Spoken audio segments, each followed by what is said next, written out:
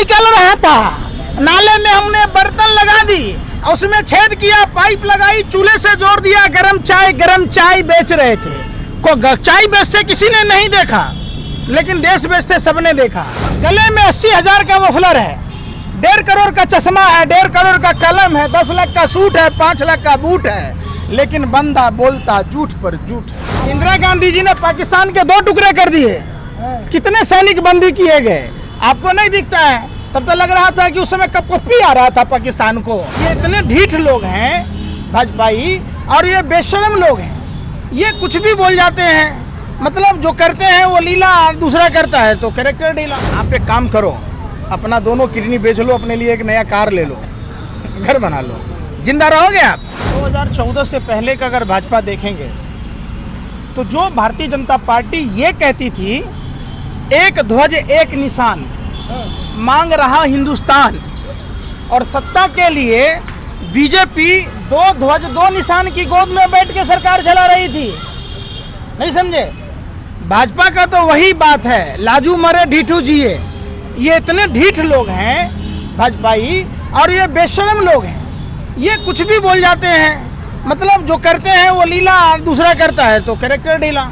अरे भैया, आप दूसरे को कह रहे पिकनिक मनाने, तो आप जम्मू कश्मीर में महबूबा जी के साथ थे, फारूक अब्दुल्ला जी के साथ थे, तो क्या वहाँ पिकनिक मना रहे थे आप बताइए? अरे मेढक है, मेढक कैसे तोले जाएंगे? पूरा विपक्ष मेढक है, मेढक है विपक्ष, एक तराजू पर कैसे? एनडीए में कितने घटक थे? अरे भाई, एनडीए में कितने घटक थे? अभी तो सब अरे पूछ रहे हैं भाई, एनडीए में कितने घटक हैं? 56 इंच का सीना है बस। अरे तो क्या वो मेढक है? जो एनडीए के साथ है, जैसे एकनाथ शिंदे की पार्टी है, तो क्या मेढक है? अकाली दल है तो क्या वो मेढक है? ये इनकी मानसिकता को दर्शाता है। एक लोकतांत्रिक पार्टी को अगर ये जंगली जानवरों से, पक्षियों से तुलना करते हैं, तो इनके चाल चरित्र चेहरा को उजागर होता है कि इनकी मानसिकता, जिन पार्टियों के साथ ये गठबंधन में थे, उनको ये बरसाती मेढक समझते। 24 में फिर मोदी आएगा, आप लोग जितना जोर लगा लीजिए कुछ होने वाला नहीं। ऐसा किस आधार पर आप कह रहे हैं? आप भविष्यवक्ता हैं? दलित मुस्लिम साथ नहीं है। अरे भाई सुन तो लीजिए ना, आप भविष्यवक्ता हैं या 20 लाख ईवीएम जो गायब है उसके सहारे बोल रहे हैं? नहीं, मोदी ये स्पष्ट, मोदी जी का विकास अमेरिका तक दिख रहा है। हाँ, विकास दिख रहा है ना। डंका बज रहा है। अरे विकास तो इतना दिख रहा है कि जिस रेलवे में 250-250% किराया बढ़ा दिए गए, और वो देखिए एक्सीडेंट कर गया, चूंकि रेलवे में कर्मचारी नहीं है। 1,40,000 सेफ्टी के पद खाली हैं, 3,12,000 रेलवे में कर्मचारी नहीं है। कितना विकास हुआ रेलवे में देख लीजिए, 3,12,000 पोस्ट खाली है, फिर भी रेल चल रहा है। राम भरोसे हिंदू होटल चल रहा है ना। बीएसएनएल में 1,81,000 पद नहीं है। थोड़ा और प्रधानमंत्री भाई सुन, सरसरा के दौड़ेगा बुलेट ट्रेन, मन की गति से चलेगा, मन में इच्छा रहेगा, आप सीधा पहुंच जाना अहमदाबाद। साधारण ट्रेन चलाने की कैपेसिटी मोदी सरकार की नहीं है। जिस ट्रेन की पटरियों के रखरखाव और मरम्मत के लिए 18-19 में 9,607 करोड़ रुपए का प्रावधान था, उसको 19 और 20 में 7,400 कर दिया गया। हर साल रेलवे का अपना बजट पेश होता था, सिर्फ रेलवे के बारे में ही सोचा जाता था।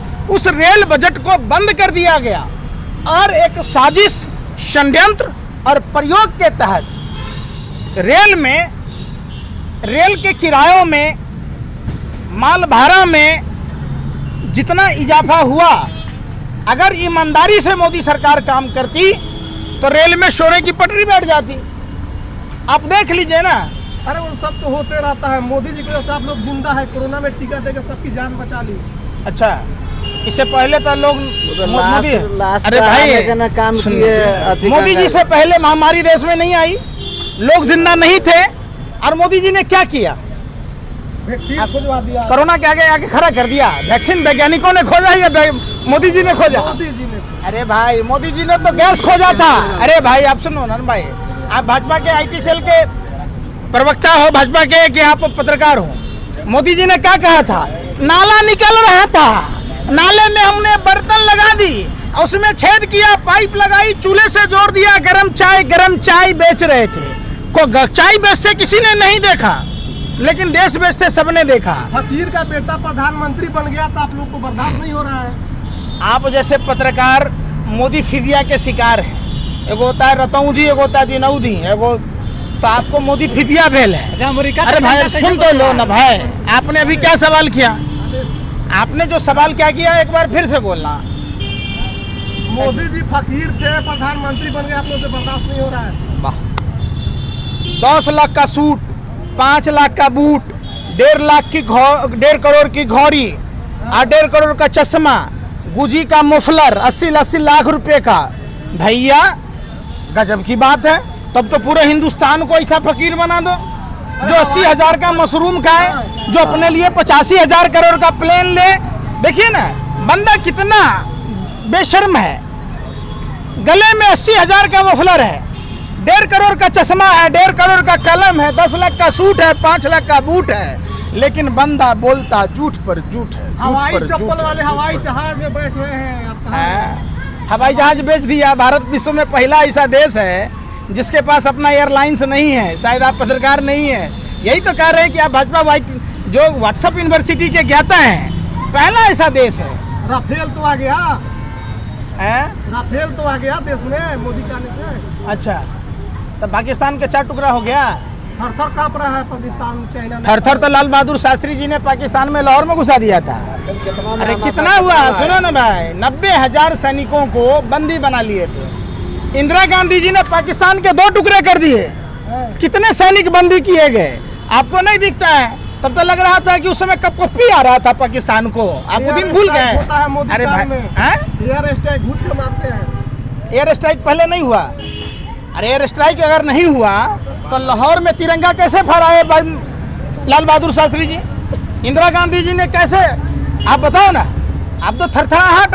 अब देखिए, पहले विज्ञापन कोई नहीं करता था। अभी आप लोग क्या कहते हैं? मोदी जी 5 किलो गेहूं दे दिए। मोदी जी फ्री फंड में 80 करोड़ लोगों को। तो एक बात बताइए, मोदी जी कहाँ से लाए? मामा के घर से कि नाना के घर से? कहते हैं ना मोदी जी कि देश का पैसा है। पहले विपक्षी पार्टी को बोलते थे ना कि सब जनता के पैसों से देता है, अपने घर से तो दे नहीं रहे। अगर दे रहे तो बता दीजिए। हाँ, हमारे पैसे से 100 रुपए का गेहूं और 150 रुपए का विज्ञापन थैला छपता है। बताइए ना, अगर वही 150 रुपए का नमक तेल मसाला दिया जाता तो लोगों को तकलीफें नहीं होती। नए पार्लियामेंट दे दिए मोदी जी देश को, संसद भवन बना दिए। सपना नहीं सोच सकते आप लोग। आप एक काम करो, अपना दोनों किडनी बेच लो, अपने लिए एक नया कार ले लो, घर बना लो, जिंदा रहोगे आप। देखिए, हमारा जो संसद भवन है, इससे कई पुरानी संसद भवनें हैं। इतिहास भवनों से नहीं बनती है, इमारतों से नहीं बनती है। इतिहास जन समस्याओं से, जन सरोकारों से बनती है। और जो देश में समस्याएं हैं, लोकतंत्र बचाने की समस्या सबसे बड़ी समस्या है। आज देश में लोकतंत्र का गला घोट दिया गया है, लोकतंत्र की हत्या की गई है। कोई भी आदमी अगर सवाल पूछ लेता है तो राष्ट्रद्रोह का मुकदमा दर्ज कर दिया जाता है।